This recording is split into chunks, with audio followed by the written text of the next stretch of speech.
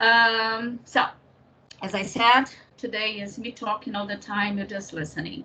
But next time, you're gonna also be more perceptive, okay?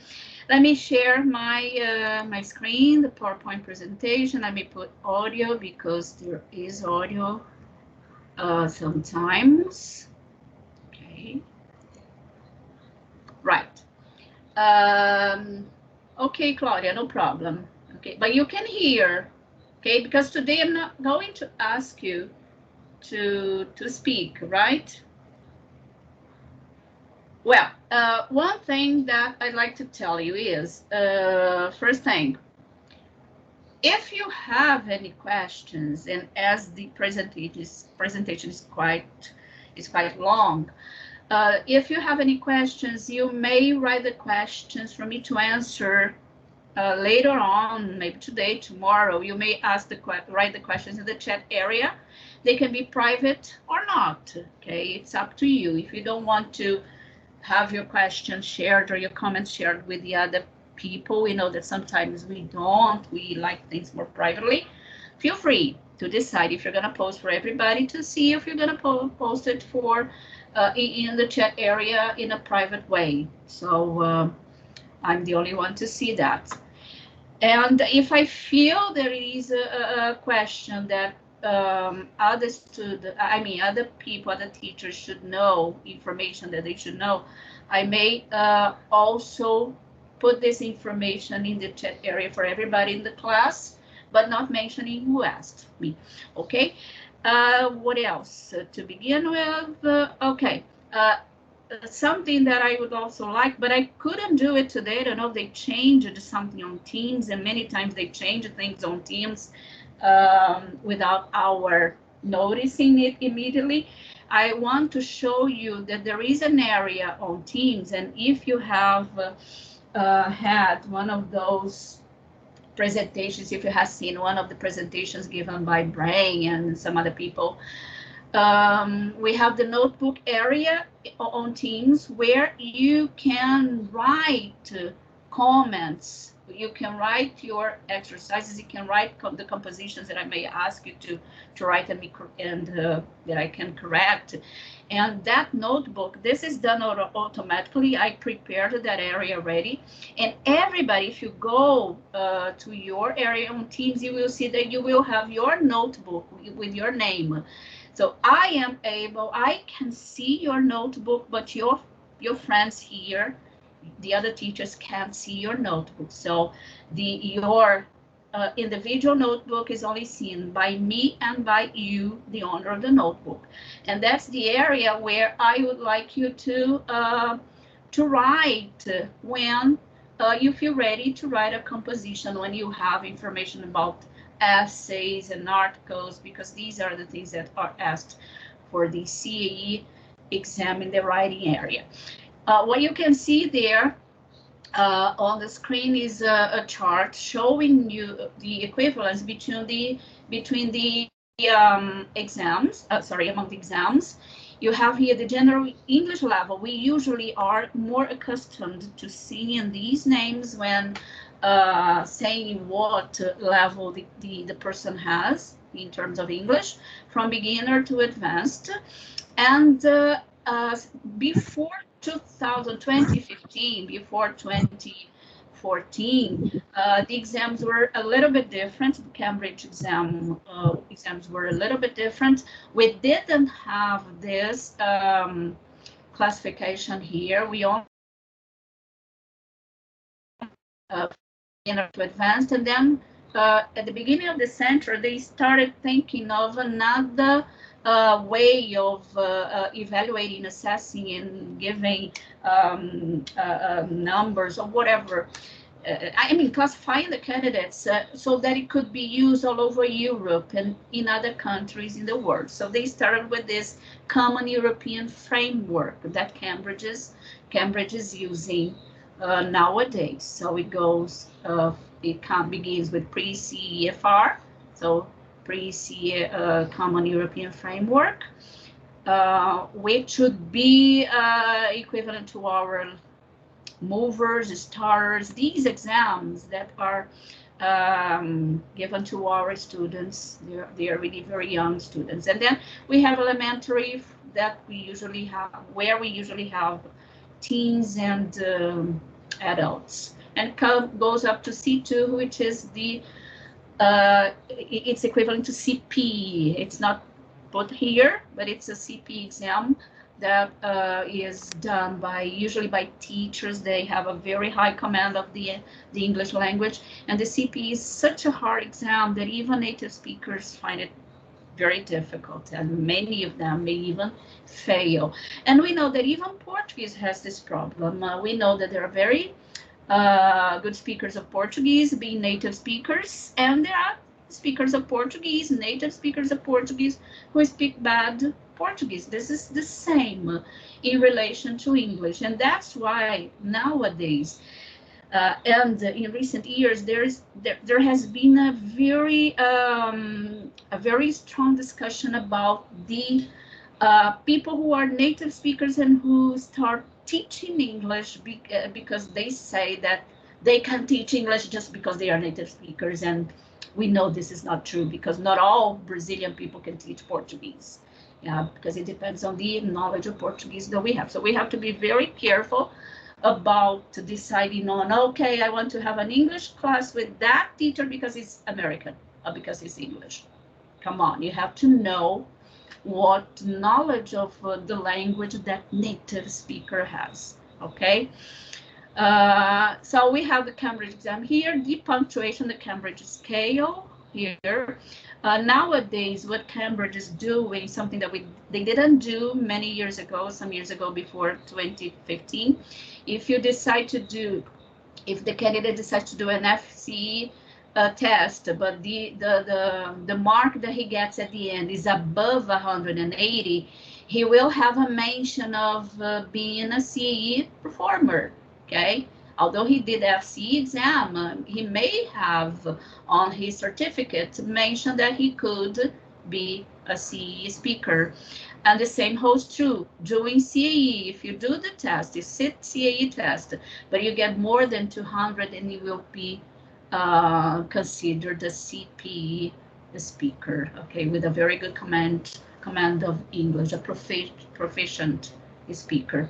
And they also have the Ielts. The Ielts, you know, is done by the people who want to usually immigrate to an English-speaking country or to study in an English-speaking country. And business English, they have here TOEIC. I'm not so familiar with TOEIC, so I can't speak about TOEIC to you. And the English teacher training, they have teachers, people who want to teach English, mainly in other countries. They are asked, they receive the recommendation of applying to one of those training courses, and CELTA is the one that is well accepted all over the world. If you want to teach in another country, in India, for example, in China, there are many Brazilian teachers teaching there, but they are only accepted if they have the CELTA and later on the Delta. And one thing more, even if the person, the teacher, has not done a university like language university, if the teacher is a very good speaker of English, and you want to take the CELTA, to do the CELTA, to have the certificate, even if he is not an English teacher with licenciatura, the person can do it. And this is something that many people who study at university for getting the licenciatura course, they complain, but this is what English is all about, because CELTA is just like a university of English, but not for teaching the language, but for teaching the methodologies for teaching English. All right. Okay, here we have information about the CEFR, so we can have the three different abbreviations here: Common European Framework of Reference for Languages. This, as they say there, the Council of Europe decided to put it together. That was between 8/9 and 9/6, because they wanted to have a pattern for assessing speakers of English all over Europe, principally, and all over the world later on. So they assess the learning, the teaching, the everything that applies to language, to all languages in Europe. And when they mention to all languages, they are referring to speaking, writing, reading, these things, all right? But this kind of assessment is being used also by speakers, I mean, by other languages like French, German, with a difference, a little difference. And as we saw on the previous chart, they have the 6 levels beginning with A1. There is a A1 for the little ones. And here you are C1, which is the advanced level. What is expected of C1 advanced candidates? All of this, okay? Fluency, accuracy, principally. One thing that I said before also, you're going to see a video of C1 candidates having a speaking test by the end of the transmission today. One thing that many people, they are kind of biased. They say that you will only be considered a very good speaker of English if you have no accent of other language. This is totally untrue, okay? Nowadays, more than ever, English is considered a global language, and they call it even a lingua franca. Being a lingua franca means that English does not belong only to native speakers. It belongs to people all over the world who learn the language, because it's the language that is being used more than any other language in the world for communication in business area and academic area. So what is important is that the candidates, the people, have fluency and they express themselves with confidence and effectively. Okay, even if they have a little accent, we will always have an accent.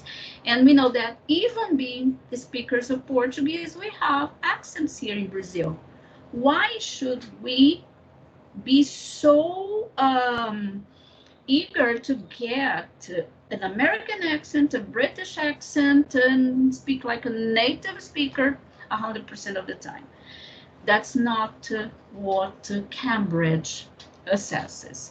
Cambridge assesses communication done effectively, inappropriately, and clearly, even if there is a little accent. Of course, pronunciation is different from accent. Pronunciation is important. A good pronunciation makes it understandable and understood by people all over the world if it is done correctly. Although some words can be pronounced differently, and we know it, depending on the region where the speaker is from. However, Cambridge accepts the, let's say, the pattern, standard English, okay? But if you have one word or another that does not use that standard English, but you communicate it effectively, there's no problem at all. So here they also ask the candidate to be the one that will participate with confidence in professional areas and deal with a varied cultural situation, like being in restaurants, those things that we need for socializing. And that makes us able to do research appropriately and competently using the English material. Throughout this course, my intention is to have to help you, okay, increase your ability to transform words. And what does that mean, to transform words? In Portuguese, we also have the word transformation thing, word formation, let's say, because we have a root word, a word that is the base, and we can transform that word into an adjective, into an adverb, into a verb. So this is what Cambridge has, is a very important focus all the time. Sentence transformation. It would refer to you have one sentence and then they give you another word. They give you a word so that you can say that same sentence. This is for the writing exam, okay? Say that same sentence using that word given, but conveying the same meaning. And you will also be able to read a lot of texts, okay, to get information from those texts. You're going to listen. The idea is to have you listen to lots of different listening extracts with conversations and talks. You're going to also be introduced and have information about phrasal verbs. The idioms are more frequently used in English. And of course, you're going to practice speaking to develop fluency and to have the strategies that are required if you want to have a very good command of English language. So Cambridge assesses candidates for good communication more than ever. 20 years ago, they were really more strict in accuracy. Now they are more strict on communication. Okay, good communication, good interaction. Those are the websites are going to be shared to you. They are very good websites. Excellent. They have many mock tests, many samples of writing tests. They are all excellent. Okay, but today I'm going to work on this one here. And I forgot to say, I think I said, I'm recording this so you can come back to this video when you want, whenever you want to see if there was something that you didn't understand. And if there is still something you don't understand, you may ask me, as I said before. Okay, so the information that is going to be given you on this slide now, from this slide on now, was taken from Cambridge English Organization, that site. And for Cambridge, there are the exams have two types. They have the paper-based test, and they also have the computer-based test. We are more used in Brazil to doing the paper-based test, and we have the test centers like Cultura Inglesa here in Rio, in São Paulo. We also have I worked for, I just retired. No, I just resigned from the course where I worked, but they also are a test center, and I am connected not to the test center in Rio. I'm connected to the test center in São Paulo. Okay, so whenever you want to have a Cambridge exam, you go to one of the test centers and register for doing it. We're gonna see the paper-based sample test first.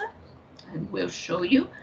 You are going to receive all of this. Okay, I will share all of this with you.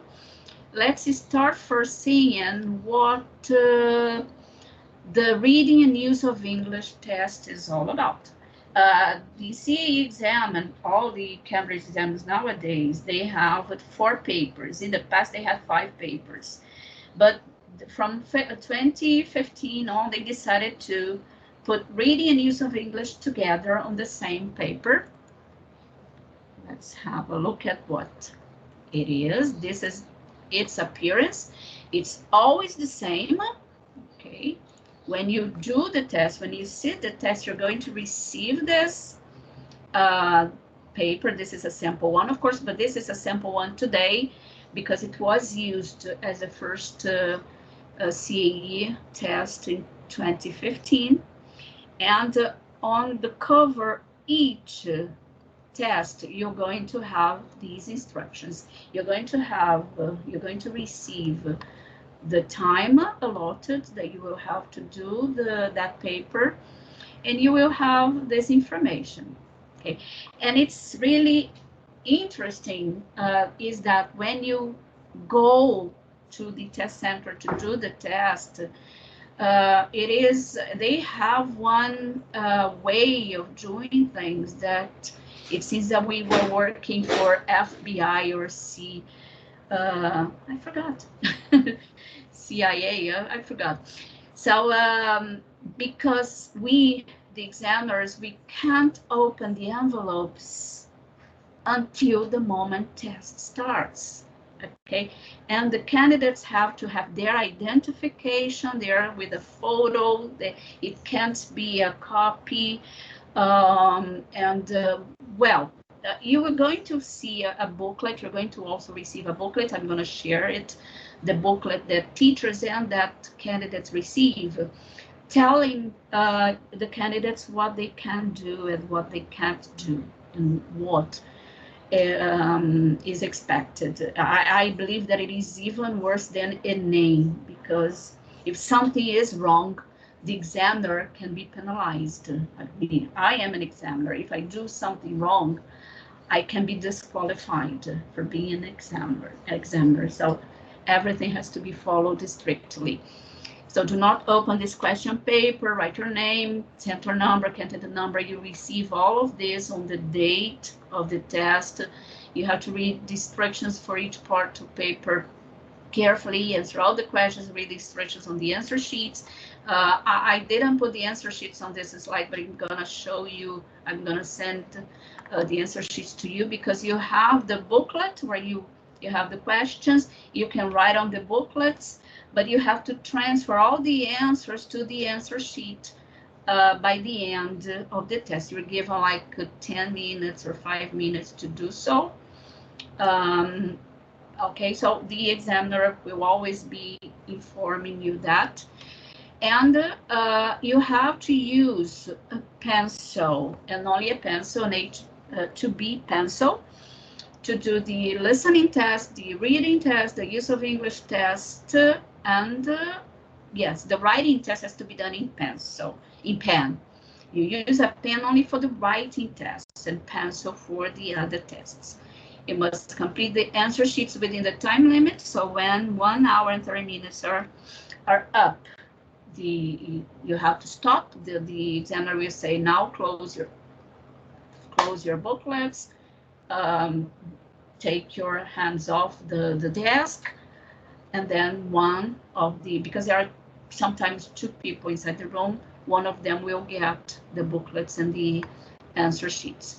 You must complete the answer sheets within a time limit at the end of the test, handing both this question paper and your answer sheet, so you can't keep anything with you. Information for candidates. Remember, this is reading and use of English. 56 questions for this paper always. From questions 1 to 24, 1 mark, 1 point, to 25, 30, 2 marks, 31 to 46, 2 marks, and 47, 56, 1 mark. I'm going on, okay, I will show you very fast, but giving you some recommendations, some instructions in relation to strategy, okay? So part 1 will always be like this one. You have an example question, okay? Here it's numbered 0, because this one, they answer here, okay? The options are here. So letter D is the right answer to the first gap. What I recommend, this is a multiple choice question. What I always recommend is that candidates, students, always read everything without worrying about giving the answer the first time. Because when you have an idea of what the text is all about, it's easier for you to make connections and getting the right word. Because many times they have very tricky alternatives that seem to be correct. I mean, 2 or 3 of them will seem to be correct, but they are not, because of very specific detail, and this detail may be connected to context, may be connected to what words they have before the gap, to what words they have after the gap. It has to do with the usage of the language, right? So the second time you read, if you have an idea of what it is about, it's going to be much easier for you. Of course, we're going to practice a lot of this. You see, today I'm just showing you. Part 2 will always be like that. Oh, I forgot to say that this, what you see here is a model answer. It's an example of what you will see in the answer sheet. So when you were doing the exam using the test paper, you can write here, no problem, because this is not the part that will be assessed, that will be evaluated, okay, that will be marked, that will be graded, no. Although they want the booklets, they will only correct, they will only assess the answer sheets only. This is for security reasons. They want all of them to be back because they sell these exam papers later on, the past exam papers, to the places where they give preparatory courses. Okay, so they don't want these test papers to be given freely to the people, because they sell that to test centers later on for people who prepare candidates. So the second part two will always be like that. The answer sheet will have things, spaces like these. Once again, recommendation, read everything before, then go back to the first one. You see here, the truth, nobody really knows how language first began. Now, the truth, what can it be? The truth is, this is not a multiple choice question, so you have to read it with attention so you can see what is before, what is after the gap, and what you can use that will make the sentence make sense. And many times you have to read the 2 sentences or 3 sentences before and after, so you are sure. They want you to write the answers in capital letters, so don't use small letters, because if you use the small letters, you're gonna that's not going to be corrected. And in pencil, as I said before. Okay, part 3 will always be like that. Same format. In the answer sheet, capital letters, you have to use one word. This is a word formation. You have the root word here. Say you have to transform this word into an adjective or an adverb or a verb, depending on the context of the text. The text. So once again, read it from beginning to end to make it easier for you to focus when you need to. They have the word profession. Let's just read the first one. Training sports champions. What are the abilities that a sports person needs? You see here, you don't really need the word here, but because it's really understandable question, if you just say this without this word in the gap, you understand what the abilities are that a sports person needs. But we know that sports person can be professional or not, or amateur.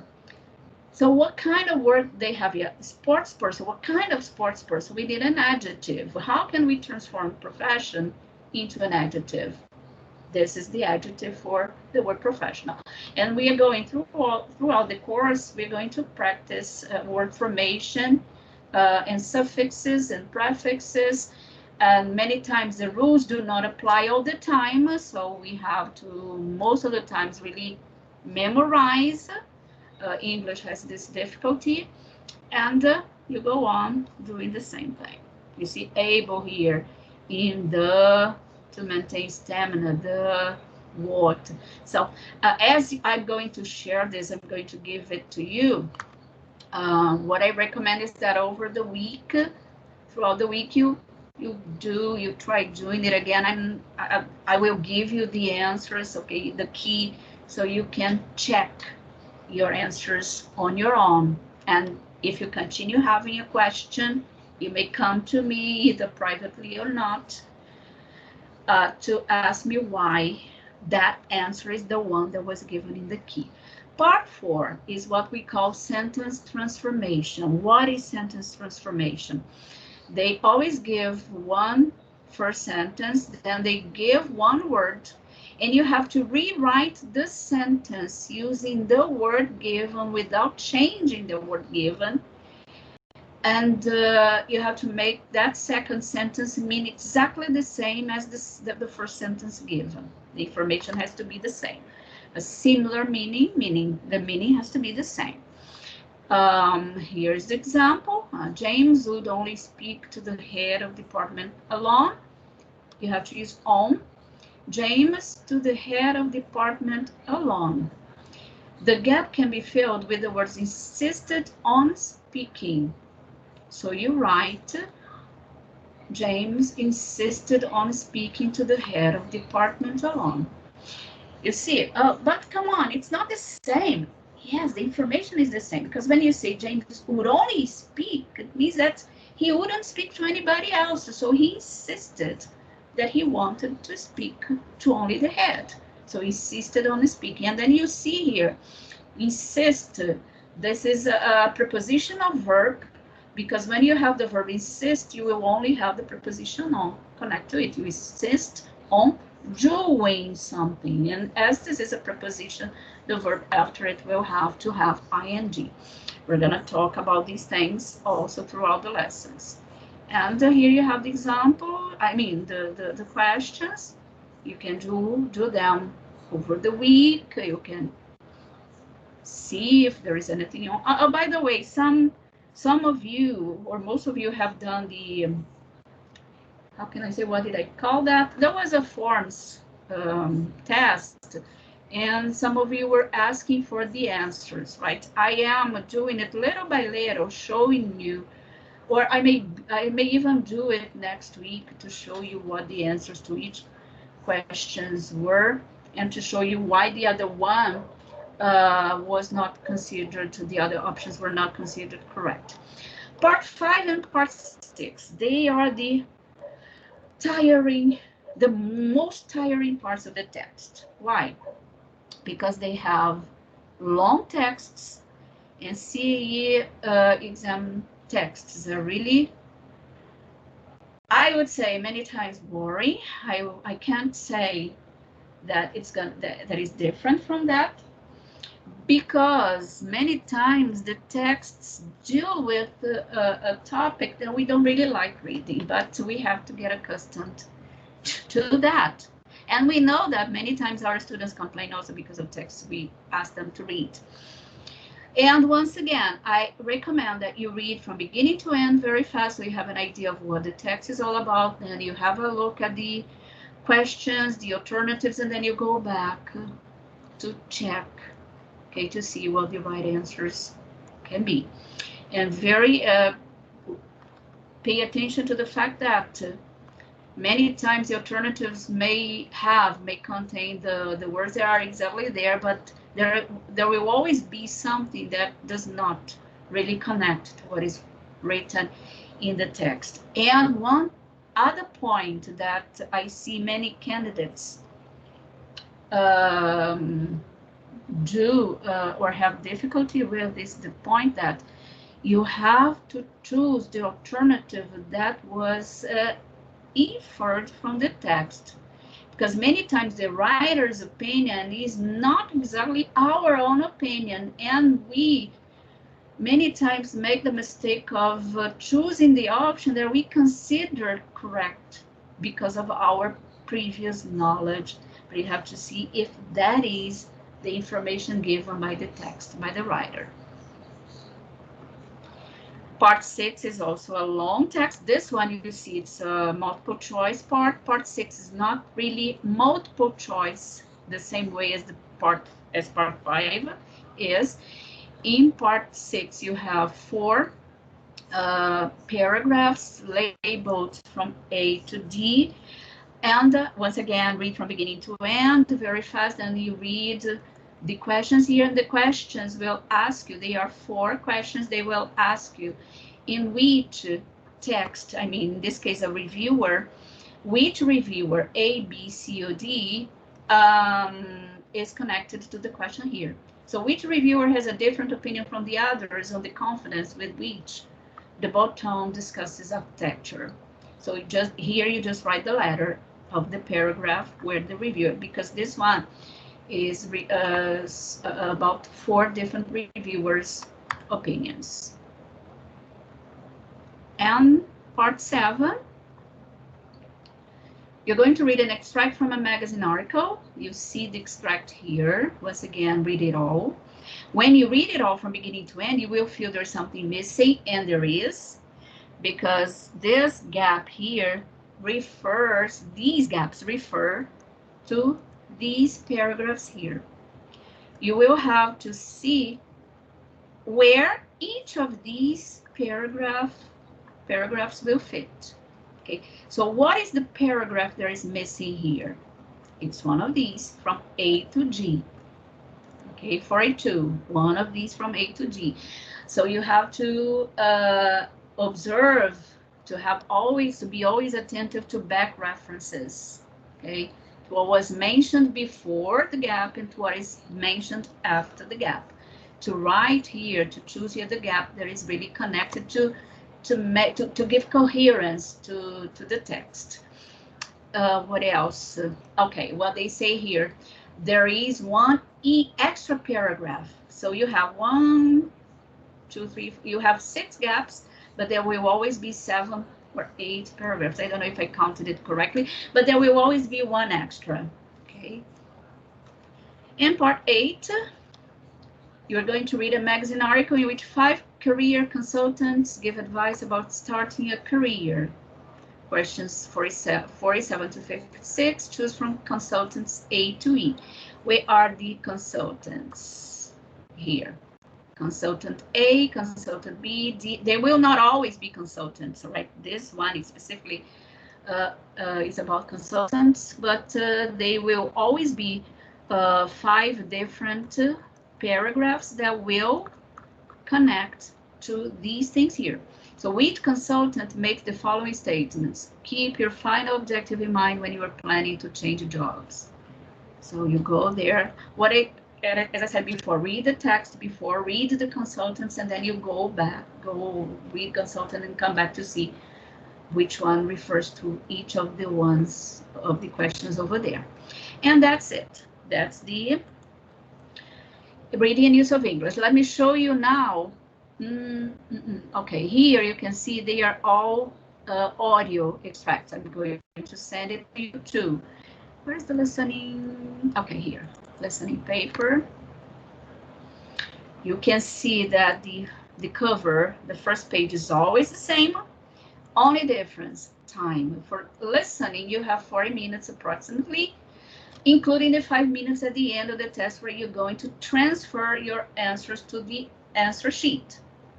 Okay, but you see here, the information is the same. Use a pencil. Okay. Part 1, you have the extracts, the audio, the MP3 files are there for you to practice over the weekend, the week. If you don't have the time to practice over the week, I know that we are all on vacation, don't worry, right? Take your time here. Okay, if you're going on your pace, go on your pace. So extract 1, extract 2, you hear each part of the exam will be played twice. And what we recommend is that you listen to it, you choose the option, but don't take it for granted that the first time you heard gave you the right answer. Listen to it again when it's played the second time to just confirm your answer or to just make you think, no, I got it wrong, I have to change. Okay, so read it the second time, listen to it the second time too. I say that because my teenage students usually didn't listen to it the second time it was played, and it caused a lot of wrong answers because they were not attentive the second time. Part 2, you're going to see, you will hear a student called Josh Brady talking about visiting South Africa. In this case, you have to complete the gaps with one word or a short phrase. I forgot to say something about the use of English test. There, when you have a sentence transformation, you have to write between 1 and, if I'm not wrong, 5 or 6 words. It varies according to the exam. FC, I think, is 5. CA, I think they are 6 words. You can't write more than 6 words. Here, you can write 1 word or a short phrase. And by a short phrase, they mean 2 words, 3 words. I've never seen a listening exam with more than 3 words written in this gap here. So this is going to be played twice, once again, as I said before, and the second time you just confirm. Many times there will be, how can I say, they will consider a short phrase with one word or not. For example, you may say a dog, a very simple example, a dog. But when the article is not really necessary, but if it is correct, they will accept a dog, but they will all accept dog if it is correct. So if there are more than one correct answer, they will accept the 2 or 3 correct answers here. And as I said before, here is the test paper. You can use cursive letter here, but when you transfer your answers to the answer sheet, capital letters. And in pencil. Part 3, it's a multiple choice. Again, you will hear an interview in which 2 journalists called Jenny, Lima, parara, parara, parara. Choose the answer which fits best according to what you hear. Okay. So it's a conversation that goes. The part 1 you saw, there were extracts. Here you have a whole conversation, and they will always give you time to read all the questions and alternatives before you start listening. Okay, because you have when you pay attention to what they're saying, you will already have in your mind the questions and the idea of the questions and the alternatives there. If you don't do this, if you don't read the questions and alternatives before you hear, you're going to have more difficulty. So they give you some seconds for you to do so. Part 4, this is the one that is really hard. Why? This is only for CEs. FCE doesn't have that. You hear 5 short extracts. You see here, there are 5 speakers. The 5 speakers here are the same 5 speakers here. But you have 2 different tasks, task 1 and task 2. And they are asking, you have to do the 2 tasks at the same time. You see, while you listen, you must complete both tasks. So tasks, while you're listening to speaker 1, you have to pay attention here and here. So you can choose, okay, what is the speaker 1 talking about? From A to H. Okay, what is the speaker 1 talking about? From A to H. Okay, it's in the same talk, the same moment the speaker is saying what is there recorded. Why do I say that? Because many people, they do the following, which is wrong. They listen to the speakers and only do task 1 first separately. And when it's played the second time, they listen to the speakers and they will only do task 2. So if you do that, there won't be a chance for you to confirm. That's why you have to do both at the same time. And this is what makes it difficult, because you have to pay attention to the 2 different phrases at the same time. And this was the last part of the listening test. Okay, you can see here all the extracts. As I said, I will send you all of them. Okay, let me show you the answer keys. I will also send you the answer keys. They are here. So when you do the listening and the reading and use of English, you yourselves will be able to correct that paper, those papers. Let me talk about writing first before we go on to speaking. Again, very similar. Time here is allotted is 1 hour and 30 minutes for writing 2 texts. And then you say, my God, 1 hour and 30 minutes. Let me close the door here.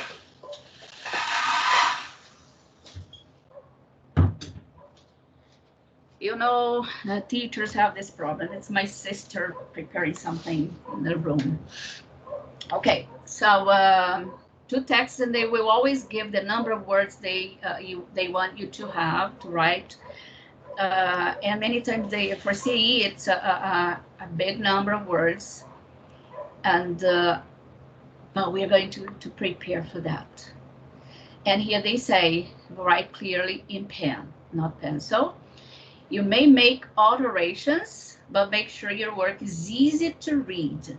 You can use cursive letter, but your handwriting has to be readable, has to be clear, okay?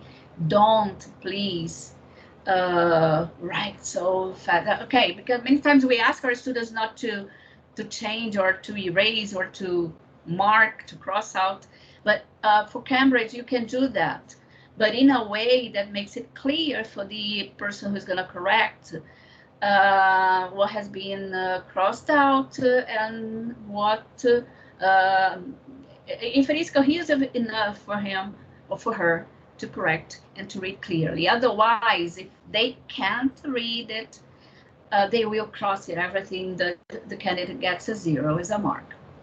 So you must complete the answer sheet within the time limit. And the first part of the test will always be an essay. Yeah, let me see here.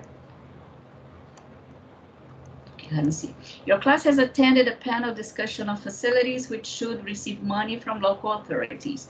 You have made the notes below.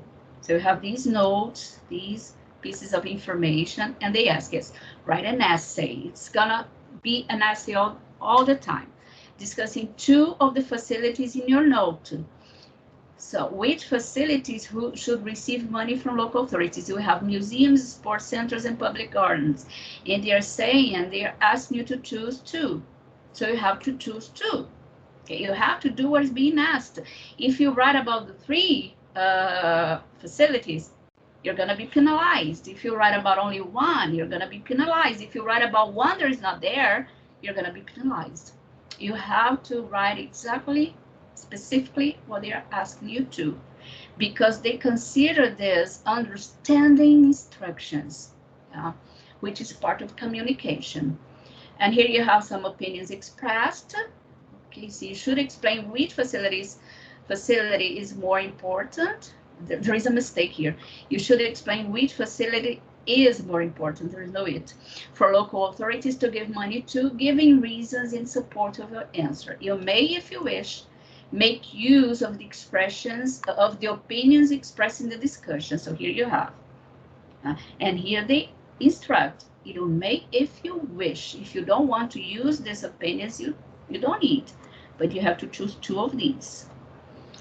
But you should use your own words as far as possible. So you can use these opinions, but changing the way they are given. Part 2, you see, part 1 is mandatory, being an essay. You'll have to write an essay. Part 2 will give you a choice. You have 2, 3, and 4. Okay. It depends, of course. This paper specifically is giving the option of choosing a report, a review, or a letter. And in this case, this is a friendly letter, an informal letter. But we also, for CAE, we also study reviews. Review is here, articles. Which one is the other one? Proposals and formal letters. Okay, so you have to study all of the possibilities, all of the types of writing in English, because they have a specific format for each one of them, and we're going to see it all. And that's it. What I forgot to say, when you have your answer sheet, which is the one where you're gonna write your composition, your writing, and on top there will be a little box where you have to write the number of the question that you want, 2, 3, or 4 that you want to write about. Don't forget to do that. Because you see, come on, but what has this person decided to write? It gives more, it can penalize you in a way. And let's go to the speaking part. The speaking part is the one that brings a lot of fear to many candidates, but shouldn't. I think that the reading part is the one that is more difficult, because it requires real focus to understand.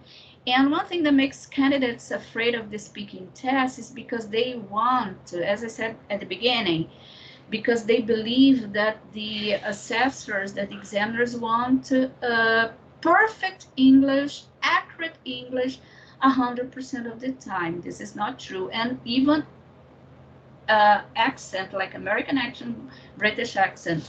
This is not true.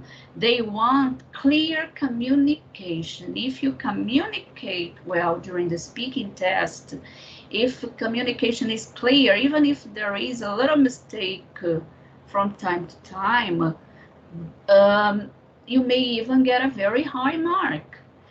Why do I say so? Because even in Portuguese, guys, we do that. Even in Portuguese, we have slips and we say words incorrectly. And the communication is given, right? So here what you see is not the paper that you're going to receive. This is the teacher's, the examiner's paper, the interlocutor's paper. And the interlocutor, the examiner, will always have the same way of asking the candidates the questions, of addressing the candidates all over the world. We have a script to follow, and we can't change the script. If they ask us here to say it to the candidates this way, we have to read. We even read, and many times it sounds a little, I mean, the examiner will perhaps sound a little robotic, because he will have to sound natural, but he will have to read, because it's impossible to memorize the whole questions to ask the candidates and not to look at the paper. That we have to read when addressing the candidates. So we will always say, good morning, my name is Daisy.Barbosa, and this is my colleague, Ana Soares, because there will be a second examiner at the back. And that examiner that is at the back there is the one that's going to write comments about the exam, about the candidates. And you should not worry about that person writing, because many candidates believe that they are only writing bad things about the performance of the candidates, and that's not true. Okay? Many times they will write the good points about the students, the candidates' performance, because by the end, when the speaking test is over, the two of them, okay, will get together. The one that is the interlocutor asking the questions will have will give a global mark, because he was not attentive to all the details, whereas the other assessor will give more specific marks according to the part of the speaking test. And they will get together to see if they agree, right? And when they come to an agreement, they will put the final mark of the candidate on the exam. So good evening, good morning. My name is Daisy.Barbosa, and this is my colleague Ana Soares. And your names are, okay, so the two candidates say their names. Sometimes they are three candidates, depending on the number of candidates on the at the test center that day. Can I have your mark sheets? Because the candidate will always enter the room for the speaking test with an individual mark sheet, and this mark sheet will be given to the other assessor, and that is the place where the assessor is gonna, at the end, put the final marks. Okay, the comments are written on a different sheet of paper. Thank you. So, can I have your mark sheets, please? And these are usually the movements. Can I have your mark sheets, please? Thank you. First of all, we'd like to know something about you. Where are you from? Okay, and then they in turn, okay, this is done in turn. They address one candidate. Ana, let's say the candidates are Maria and João. Maria, where are you from? What do you do here? Because if the test is in, if the candidate's from the city where the test is being taken, they ask, what do you do here? But the video you're going to see, I believe it is a video that was recorded in England, the test center in England, and the candidates are from other parts of the world. So we say, what do you do there? What do you do there in your country? You see here, what do you do there? Where are you from? I'm from Brazil. What do you do there? The examiner cannot ask, what do you do in Brazil? No, the candidate has to, the assessor has to read what is written here. How long have you been studying English? What do you enjoy most about learning English? And then some other questions, select one or more questions from the following. The interlocutor is free to select one or more questions depending on the candidate's performance. Okay, there are many here, but not all of them will be asked in this first part of the test, so the assessor will choose and address each candidate separately. Then we have part 2. This is also done individually. Each candidate, let me read here how exactly. The interlocutor will say, in this part of the test, I'm going to give each of you 3 pictures. I'd like you to talk about 2 of them on your own for about a minute, and also to answer a question briefly about your partner's pictures. Let me explain. I will show you the picture by the end. So at this moment, the examiner, the interlocutor in this case, is just reading, and the candidates are listening to him. They can't see what the interlocutor is reading. And there will always be this emphasis here. 3 pictures, but you have to, I'd like you to talk about 2 of them on your own for about a minute.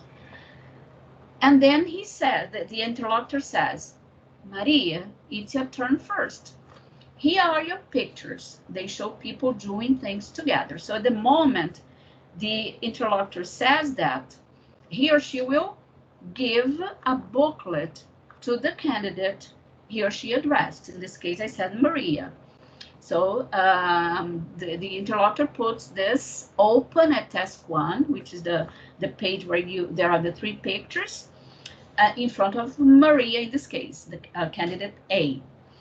And then when the interlocutor does that, he or she will continue saying, I'd like you to compare 2 of the pictures. You see, the information is repeated.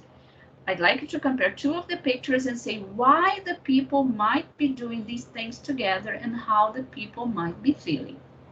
All right? So this is read only once. I interrupted here many times to explain how it proceeds. And you're going to see a video where the exam is exactly like that. Then, when the interlocutor says, all right, the candidate, in this case Maria, that was the name I said, has 1 minute to describe, to compare the 2 pictures chosen. You don't need to say, oh, these are the 2 pictures I chose. You don't need to do that, okay? You just, at the moment you speak, you can point, and the interlocutor will also be looking at what you are pointing at. And then after 1 minute is up, the interlocutor will say, thank you. They will never say, he or she will never say, oh, time is up, no. They will only say, thank you. And when the interlocutor says thank you, you know it's the moment you have to stop. And then you may think, oh my God, but I was speaking and she or he said thank you in the middle of my sentence. No problem.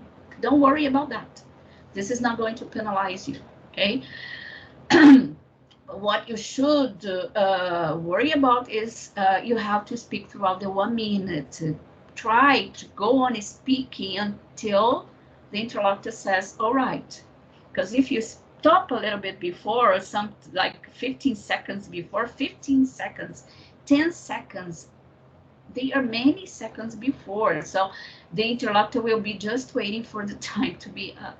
And it can be really embarrassing, okay? So say something. And after the interlocutor says thank you, candidate A stops speaking, the interlocutor will address candidate B about the same pictures, saying, let's say my candidate B is João. João, in which situation do you think the people benefit most from being together? And then he may say something, and the interlocutor may say, if there is a parenthesis here, it's because there will be probably a need for him to say why if the candidate doesn't give the reason. If the candidate gives the reason, the interlocutor will not ask why.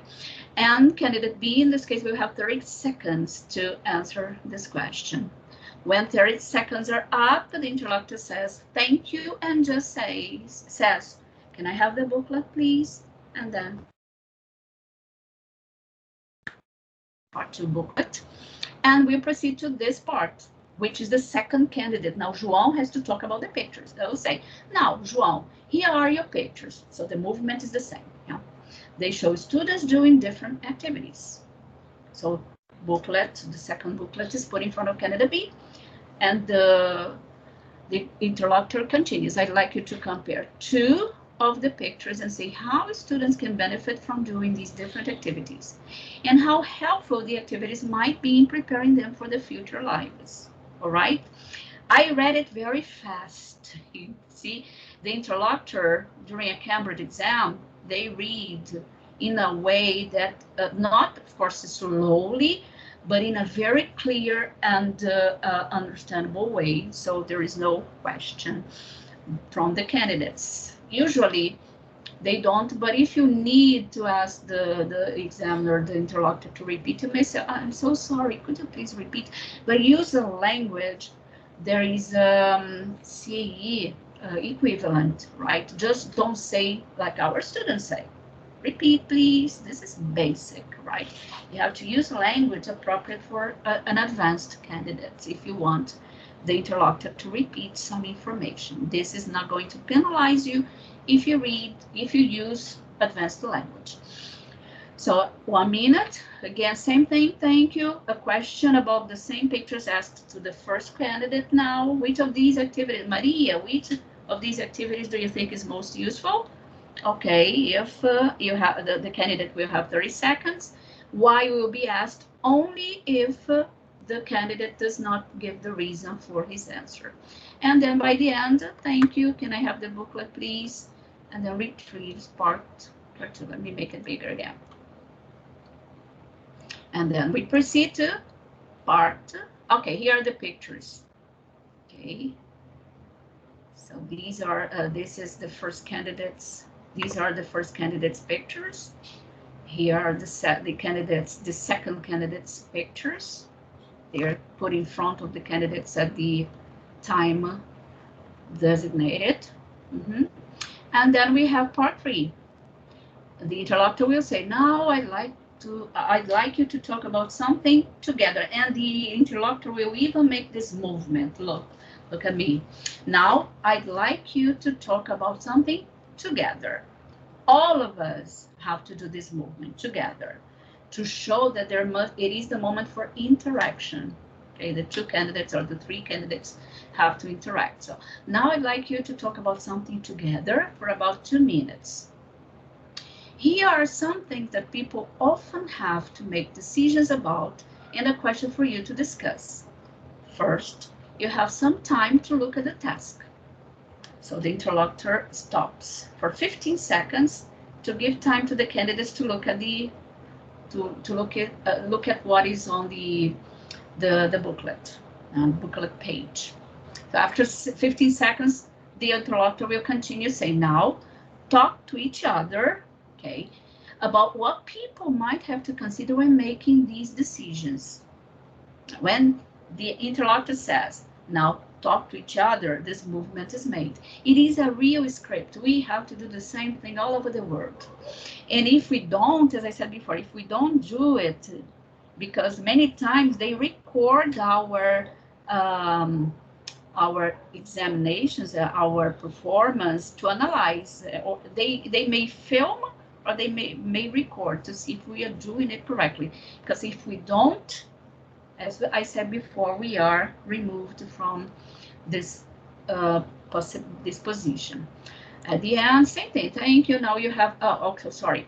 You have 2 minutes. Now talk to each other about what people might have to consider when making these decisions. So the candidates will have 2 minutes. 3 minutes if it is a group of 3. After the 2 minutes, the interlocutor will say, thank you. And the candidates have to stop talking.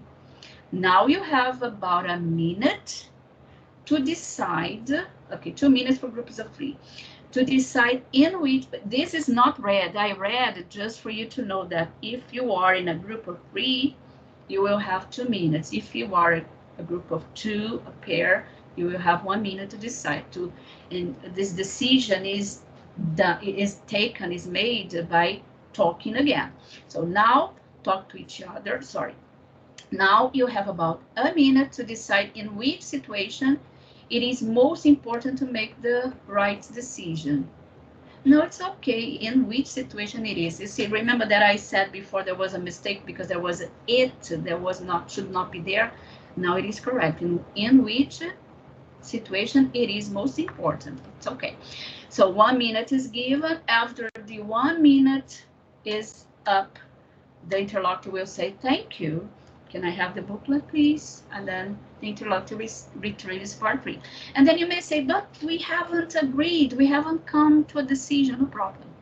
What they observe is the interaction, is the language used. It is the way you take. Yeah? You take turns.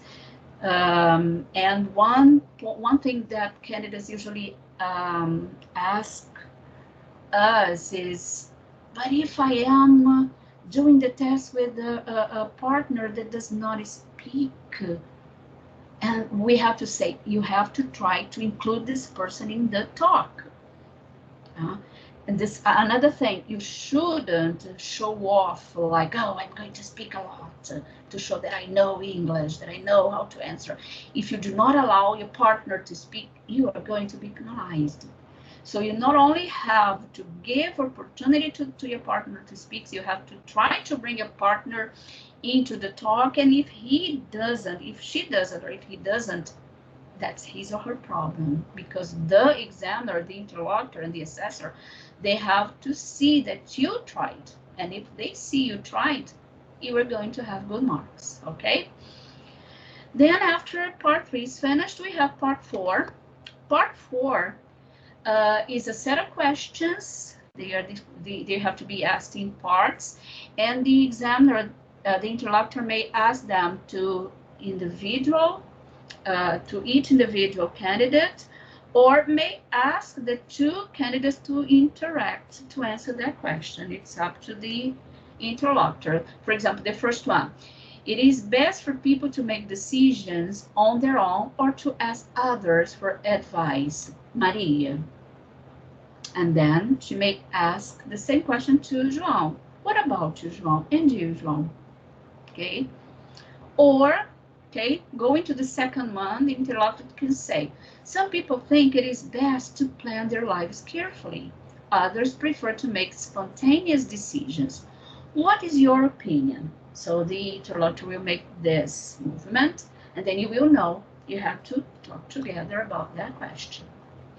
The prompts are here just in case the interlocutor sees it's needed, they are needed to be asked if it is noticed that the candidates are not speaking. But for FCE level, for CE level, this is not usually necessary.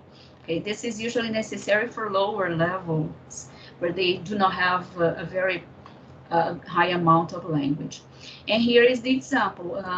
Thank you. That is the end of the test when these questions are answered, and the candidates may leave the room. After the candidates leave the room, the 2 examiners get together to evaluate the performance of the candidates. Okay, and they will discuss, the marks will be allotted, and after that, the following pair, the next pair, will be asked to get into the room. Here is just the picture showing the things that had to be discussed by the 2 or 3 candidates in part 3. Okay, and that's all. What I would like you to do, as I asked the FC people, teachers that were here, I am going to send you this, and I'd like you to have a look at it during the weekend and speaking pictures. Okay, I will give you the pictures so that you, okay, Mariana, no problem. Okay, as I am recording this, Mariana, you can see the rest afterwards. I'd like you to prepare to try to think of the language that you, of course, the candidates do not have this, but as you are preparing, if you're getting ready for acquiring language, I'd like you to look at the pictures and think, do research on the vocabulary that is all right for you to use, to talk about the pictures. Okay, that was a paper-based sample, and then we have the computer-based. So that's not something that we have very frequently here in Rio, at least not here in Rio. I know that only about one student of mine that did the computer-based test. And this is, I'm going to just show you a little bit of it, okay, not waste time. But it's the same test, just on the computer. I think the audio will be okay, but if it's not, just tell me. Welcome to the tutorial for the Certificate in Advanced English. It's, that is only a tutorial. This is not the test, but you will have the links to do the test, the computer-based test, if you wish. This tutorial will show you how to complete the reading and use of English, writing and listening tests. The instructions for each part of the test are in the box at the top of the screen. For some questions, you will need to click on the gap and then choose the answer you think is correct. Your chosen answer will then appear in the gap.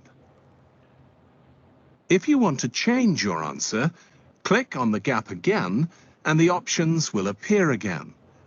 So you see, it's the same here. As I said, it's a tutorial. Click on the answer. Let me move a little bit ahead. You can use the navigation bar at the bottom of the screen to move from one question to the next. And you can even come back. Click on a number. And here you see on top, you will always see the remaining minutes, okay, the time left that you have to end the test. Let me move a little bit. You're going to see this, okay, so over the week, take your time to see what it is like. Here's for the right. In part 2, there is a choice of questions. Answer one of the questions from 2 to 4. So choose here. Click on the question to read it.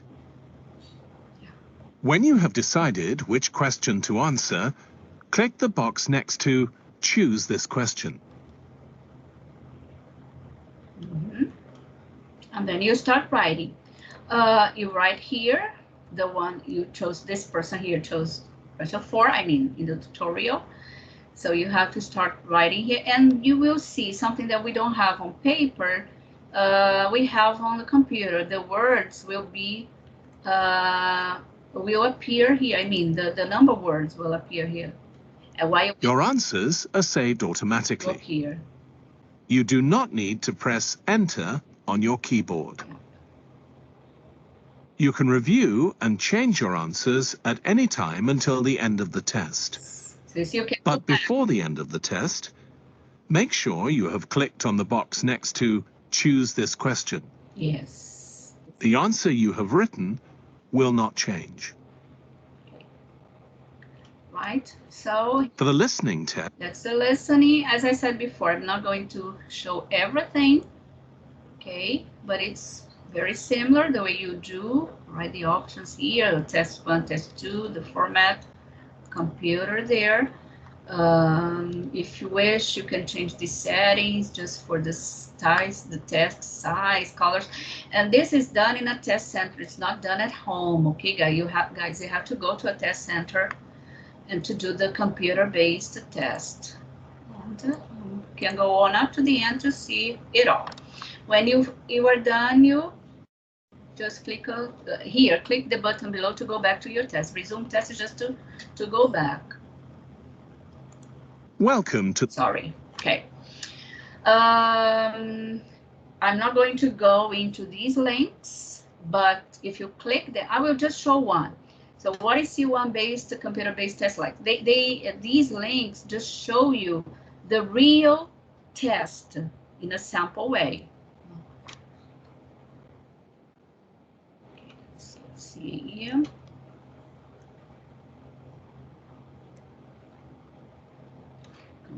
Internet slow Saturday, everybody. Using computers at home, here in the building. Oh, let's see if it goes again.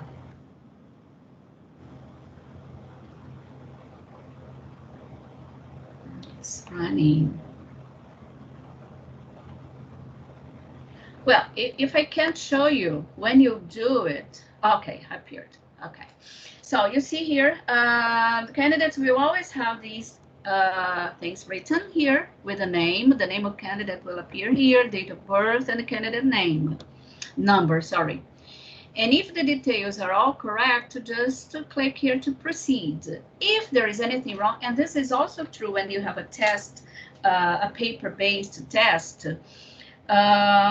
you have to inform the person, the examiner that is in the room, that there is some information wrong. Okay, you receive your paper with your number, your name. Many times, I would say sometimes the name is incorrectly written. So if your name is incorrectly written, you have to ask the examiner and inform.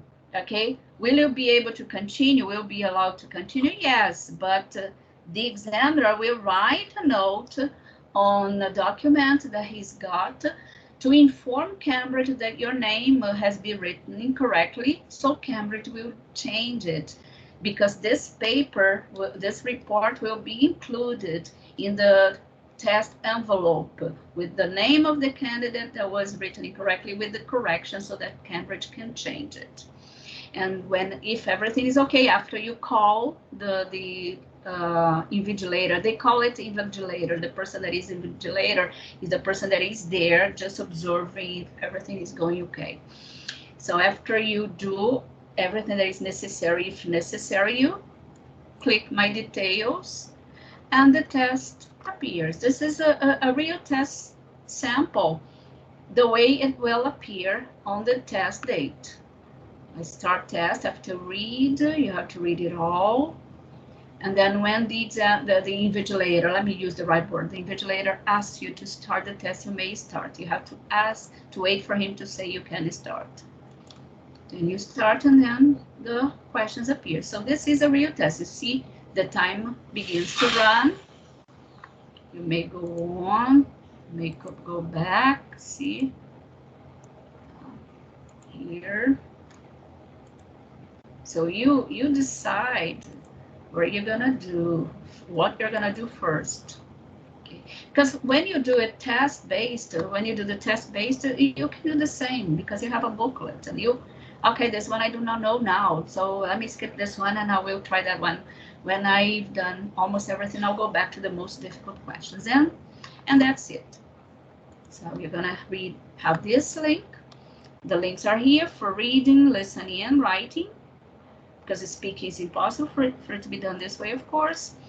You have the keys for reading, use of English, and for listening. The answers are here for you to correct yourselves. Oh, when you do the computer, if you want to try the computer-based test sample here, write your answers on a separate piece of paper so that when you have the keys, you will correct, because I don't know, I think you will be able to see your answers after the time's up. To tell you the truth, I've never done the computer-based. I will even do it to see how it works. And there is no answer key for the writing paper, but there are sample answers and examiner comments on the relevant pages of the C1 Advanced Handbook. If you click here, you will get this booklet. This is a handbook for teachers, but I will give it to you because it is easily accessible on the internet, on Cambridge website. It gives information to the teachers. So they know how, because we receive training, but it's always good to have this to confirm that what we heard, what we learned during the training was really the things that we are doing. Everything is here, right? Everything. Okay, English practice. Free online activities for reading, writing, listening, grammar, pronunciation, and vocabulary. Again, I don't know if I mentioned to the other group, but I don't remember if I did it for you. Pronunciation is different from accent. Accent is not a problem if it doesn't interfere with comprehension, but pronunciation is necessary to be correct. So you need to know how to pronounce words, but we know that some words are pronounced differently depending on the region of the word where the English speaker is from. Okay, you know that English in many words in Australia are pronounced differently from words in Canada and so on. And that's why Cambridge usually requires the standard English. But if you use a word or a way of speaking, there is more Australian-like, but it's the Australian, how can I say, standard English. It's gonna be understood by everybody, yeah. But many times we complain because of the English spoken by people who are from India. We know how hard their English is, difficult because their accent is very strong. So if the pronunciation is correct, if it is possible to understand what they're saying, no problem. But if their accent interferes, this is going to be a problem. So search for free English activities. These activities are really good. Let me show you. Hope it opens.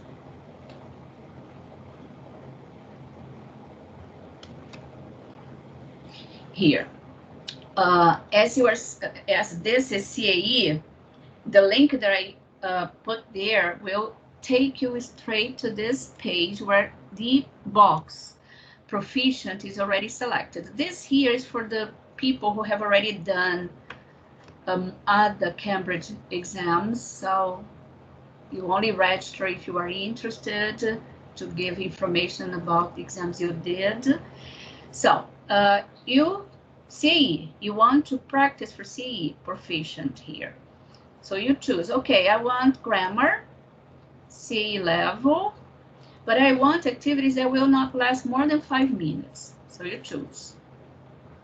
And below you will see, C1, C2, all of the activities that will appear are activities related to grammar in a proficient level, but they will last not more than 5 minutes. Okay, so ellipsis, fonting, substitution. Remember I talked about, I chose grammar. If I choose, let's say 5 to 10 minutes, you can choose all of them. You can select all of them. But let's not put 5 minutes, only 5 to 10 minutes, and the activities will appear here. Only one. There's only one with their reporting verbs. Okay, I want activities for reading that will last 5 to 10 minutes, and the activities will appear here. Okay, so this is really good for self-study. Let's see, speaking. Proficient, 5 to 10 minutes. There's no activity for speaking. See, because speaking is really more difficult. Let's see if there is any here. Having a speaking practice over the internet is hard, but here they have this one, up to 5 minutes for intonation and ellipsis, fronting, substitution. Okay, so identifying some elements of spoken English. So take your time. This is for forever. I come into this link many times, not only for self-improvement, for my own improvement, but also for choosing activities of vocabulary, for practicing, having extra practicing. You know that studying a language is not something that will ever stop. We have to keep studying. All right, here we have more self-study activities. All the links are here. Okay, practice reading, writing, speaking, listening skills. I will put this PowerPoint presentation there, right? So you can do it at your pace. I know that we are on vacation. We don't have a lot of time, but take your time. Do it when it is possible. Writing checklist. Use this checklist to improve your written English and practice for your exam. Just a moment. I'm following also with the cell phone. And here there is a checklist. Let me just click here to show you. Here. See everything that is, what is a writing checklist? You have to see a checklist is, you have to just tick the things that you have observed. Did I do this? Okay, what relationship do you have with the reader? So these are important things that Cambridge examiners, Cambridge analyzes when candidates do the exams. You have to follow all of these. Organization, have you developed the topic and provided details about all aspects of the task? What is the purpose of the task? You have to do what I said before, what the task, what the question is asking. Don't do more, don't do less.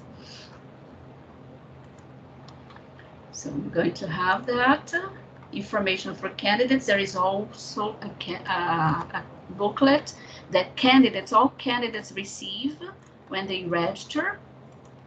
They receive a booklet similar to this one with all information they need for doing the test. You see even a complete sample paper they can download, they can watch a video.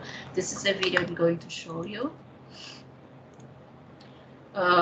Regulations for candidates. I'm not going to click here, but you will see the regulations that candidates have to follow. There is even this, if they can, the candidate has to ask, can I go to the restroom? Yes, but the candidate has to be accompanied by someone from the test center. So a person will be called to take you to the restroom and come back with you if you need. So this always informed in this summary. And here let's see a speaking test. This one was carried out into 2015, and then you will see what comments were written. I will briefly show you. Let me go to the next slide, because I think the next slide's bigger. Yeah. Sorry. Uh-oh.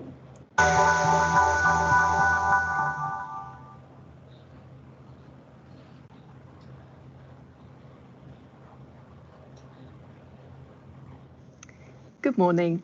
My name is Bridget Harrison, and this is my colleague Mary Whiteside. And your names are? Raphael. Maud. Can I have your mark sheets, please? Thank you. First of all, we'd like to know something about you. Raphael, where are you from? I'm from Lucerne. It's a city in Switzerland, and it's in the German part. And what do you do there? I'm still at school and have 2 years to go. Maud, how long have you been studying English?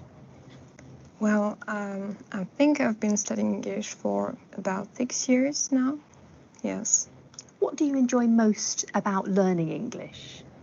It is very useful. I mean, to talk with foreigners. I have a lot of foreign friends, and I really enjoy being able to talk with them. Maud, do you think you spend too much time working or studying? Well, sometimes maybe because I'm hardworking, I like it, and sometimes I think I should rest, take time to rest. Yes. Why? Because, well, when I study, I stayed at home. I didn't go out with friends, or I don't like working at a cafe or something. So it's not very a social activity. Yeah. So I should meet my friends and go out. Raphael, do you like using the internet to keep in touch with people? Yeah, sometimes. But to keep in touch with people, I think it's better to see them face to face, not just writing. So, but like something like Facebook, I think it's useful like in contact book, but not really as interaction between people. In this part of the test, I'm going to give each of you 3 pictures. I'd like you to talk about 2 of them on your own for about a minute, and also to answer a question briefly about your partner's pictures. Raphael, it's your turn first. Here are your pictures. They show people doing things together. I'd like you to compare 2 of the pictures and say why the people might be doing these things together and how the people might be feeling. All right. So I think these 2 guys are playing just music together, and these 3 little girls are baking, I don't know, a cake or something. And I think they are doing it together because they might be sisters because they look so similar. And these 2 are maybe in a band or in a music group. And I think they enjoy to play together music and interact together. And these 3 girls just like to have fun here and bake in the kitchen. I don't think it will be a nice cake, but yeah, just to learn how to cook. And it's just an activity for them together.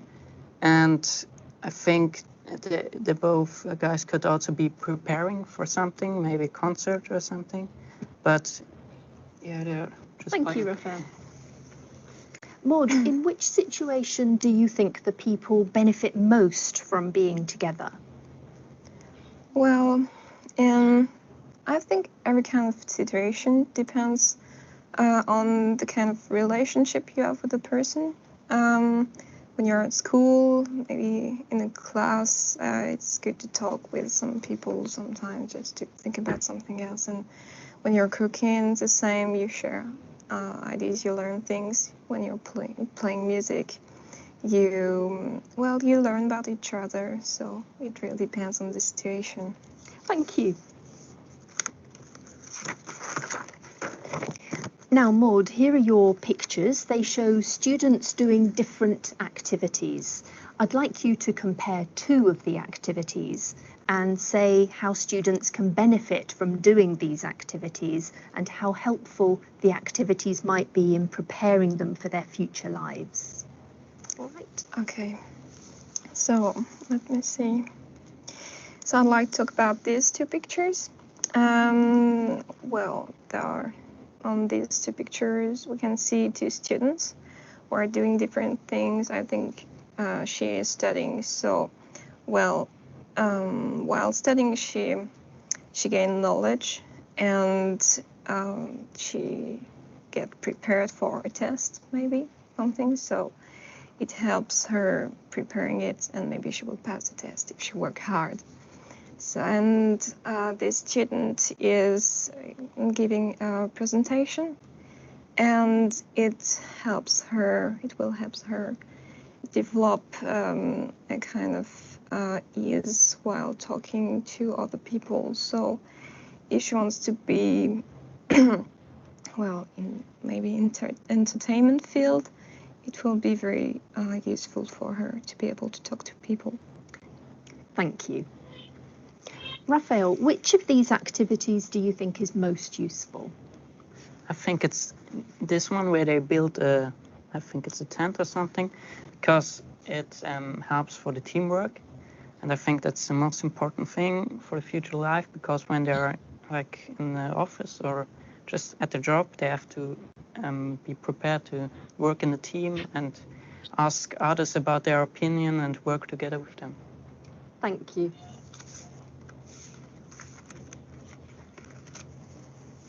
Now I'd like you to talk about something together for about 2 minutes. Here are some things that people often have to make decisions about and a question for you to discuss. First, you have some time to look at the task.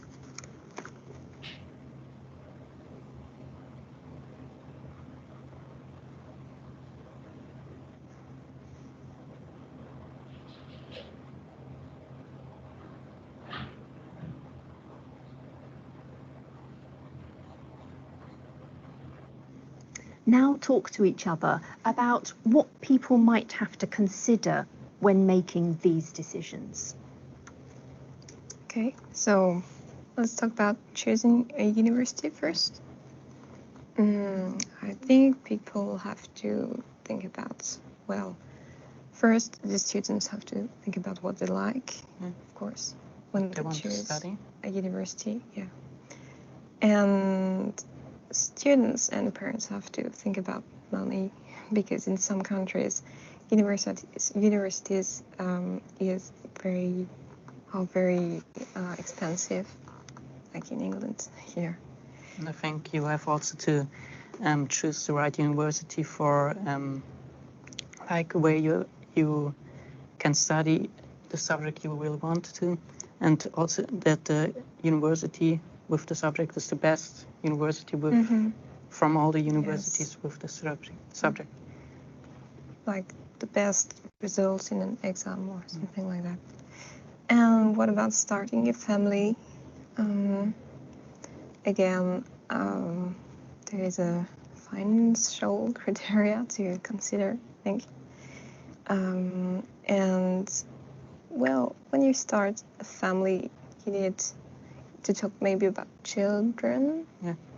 You have also to think about if you're ready already to build a family, and if you have enough money and where to settle, and you need to think about the jobs maybe, because I think that now most of the parents, I mean 2 parents, are working, so they need to take that in consideration. And moving to another country, I think the language is very important. Yeah. And there are some restrictions as well about languages. Like if you want to move to Australia, you need to pass the Ielts exam. Thank you. Now you have about a minute to decide in which situation it's most important to make the right decision. Okay. I think the most important is getting married, because when 2 people find each other and they think about getting married, they should really think about it, because it's an important decision. Yeah, And they I agree with you. don't just get married. Yeah. Mm-hmm. Yes, then you have to sign kind of a contract, and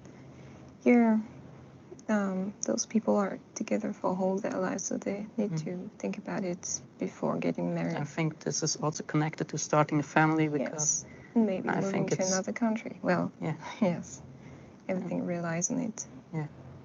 Mm-hmm. So and also when you are getting married, I think it's better to first getting married before you start a family, because then you're like couple. kind of legal couple or something like that. Raphael, is it best for people to make decisions on their own or to ask others for advice? I think it's always important to consider other opinion, because they have a different view on the topic or on the question. And so I think it's always important to ask as many people as possible and consider the different points. Do you agree, Maud? Well, in some ways, yes. But I think that some people should make their own decision when they think that the advice that also people give them are not very strong. So, yes. Maud, some people think it's best to plan their lives carefully. Others prefer to make spontaneous decisions. What's your opinion? Well, again, it depends on the individuals, and I think that planning your life is very important.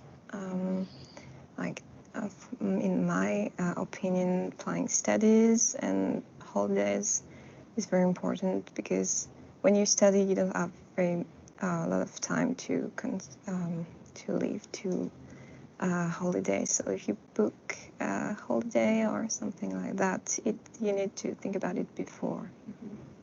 Do you agree, Raphael? Yes, I agree, but I think it's also important that we don't plan everything, because when we don't reach it at the end, we maybe be depressed, and so it's always just the most important thing we should find.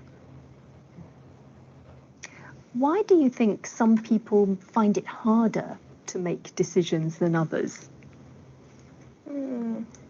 I think that some people are not very used to make their own decisions. Yes. Like when you have very pushy parents, you don't really get to make your own decision. And maybe some people are scared about the following. Yes. Yeah, the other opinions, yeah. Or. And also it's like, I think it's like you either you are very good in making decisions, then you should also be like a leader for a group or something. But when you don't, I think it's better when you just listen to someone else. Yes, listen to someone's advice, yeah. How do you think young people can be helped to take on responsibilities? I think it's important that they are taught in school about this, and also from the parents at home. Yes, very important. The parents, I think, play a very important role because they are like an example for their children, and yes, they should teach them the good way of making a decision and how to pre-think about how to make a decision. Yeah. I think you can also start at an early age with like giving them little tasks to do, and then they have the responsibility to do the task, and then they learn what it means. Yes, or often ask them questions like, what do you want, what do you think, so that they can talk and share their ideas and give their opinion about things and develop this kind of skill. Yeah. Yes. Task. And so also in the job they will get task from their boss, and then they also know what it means that they get the task done, and yeah. Yes, and encourage them to do their homework or things like that when they're very young. Thank you. That is the end of the test. Okay, that was the end of the test, and here you can have access to the comments. Of course, the candidates do not have access to these comments, but as this is a prep course, you see here what is expected. I mean, what happens in each step of the test. What is expected of the candidates? Are you use a good range of grammatical structures? Are you use these structures correctly? Because the candidates are assessed to grammatical resource, lexical resource, discourse management. Like, are you use both long and short answers depending on the task? Is everything you say relevant to the topic of discussion? So everything here is taken into consideration. You don't need to have an English accent. You see pronunciation, but it is important to be clear. Are you pronouncing the video sounds correctly? So it's important that you read it all so you see what is expected. Interactive communication, the moments they talk to each other, are you able to interact with the other candidate easily and effectively? Are you listening to the other candidate? It's important that when the other candidate is speaking, you really listen, because you will have to expand on what he's saying, to give your opinion on what he's saying, to say, you see, there was a moment that she asked if each one of them agreed with what the other candidate was saying.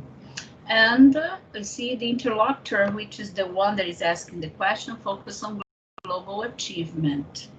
And the assessor, that is the one at the back, will analyze more specific points. The marks are for what you do over the whole speaking test, not for each part of the test. This is the global average. And here you have the comments that the assessor at the back of the room writes while they are speaking. okay? So you see here at part one, sorry, Raphael gives a little information about the place where he comes from in answer to the first question, which is fine to do. His answer to the second question is clear and accurate. You see, many times it's not something negative, it may be something positive. His response to the question about the internet is extended to a suitable length, and then comments on mold. I really recommend that you read the comments, so you will see what's going to be expected of you when you do the exam, if you want to do it sometime in the future, right? You see here, CAE advanced level. See here, in terms of discourse management, mod gives some longer contributions which are expressed clearly, like talking about planning. So read it all, okay? Because many times we see, come on, they're advanced candidates, but they seem to be so shy.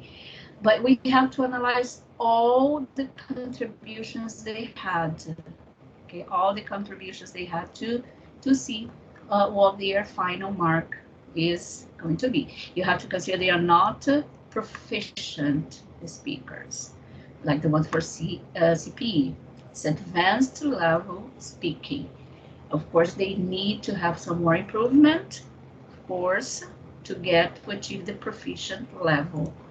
But that was a nice exam. Okay, I'm not going to say which one, in my opinion, got the best. I'd like you to read the comments when you have time. And here you have the frequently asked questions. You may have a look at them when you have time. The tips for the exam day, paper-based and computer-based. And here you have an area for English games, but this is not for CAE candidates. I put it here because as we are teachers at Municipio, this page here has activities for children that are very nice for us to use. Even that page where you had to select the box for proficient or intermediate, and then on the left side you had grammar, vocabulary, listening, and on the other side you had 5 minutes, 10 minutes. If you choose the beginner level, you will see there are many activities for our students at Municipio. They are really nice. If the school has connection, this is the big problem we have, but if the school has, you may use the computer and transmit, but if and transmit and show it to the students in class. But if you don't have that good internet connection, it's good to use computers and internet.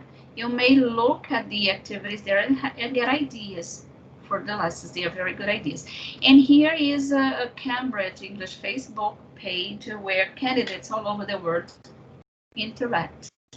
Okay, there are teachers there, of course, but they are not participative, let's say, and they do not answer questions there on a regular basis. If there is a teacher there helping, this is something very rare. Just if you want to communicate with students from the candidates from other parts of the world. And that's it, guys. Thank you for being here, right? I know how hard it is to be here on a Saturday morning. Everybody's tired. We are thinking of many things that have to change at Municipio. We all know how things have to be changed, but it doesn't depend on us only. What we can do is what you are doing, what we are doing. Improve ourselves, our learning, our expertise, and by doing this we may get I don't know, each of us has a different focus. It's good to have a certificate like that because it helps us in our professional life in different fields, in different areas, not only in teaching, the teaching area. Okay, as I said, I'm going to share all of this PowerPoint presentation, the PDF files, the audio files, and you take your time.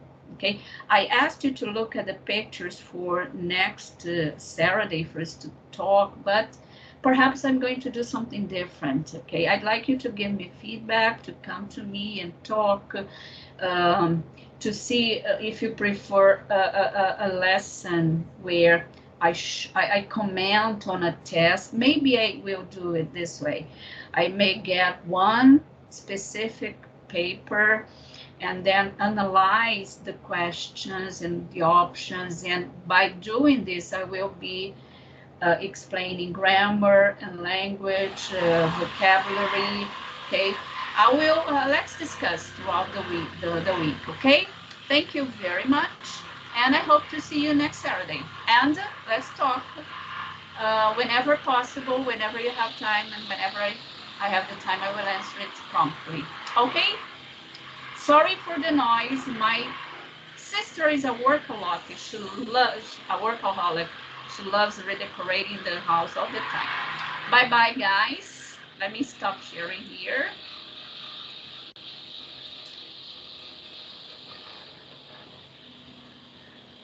Okay, let me stop sharing. I think I did. I can see you all now. Have a nice weekend, everybody. Okay, bye-bye. Thank you. See you next time.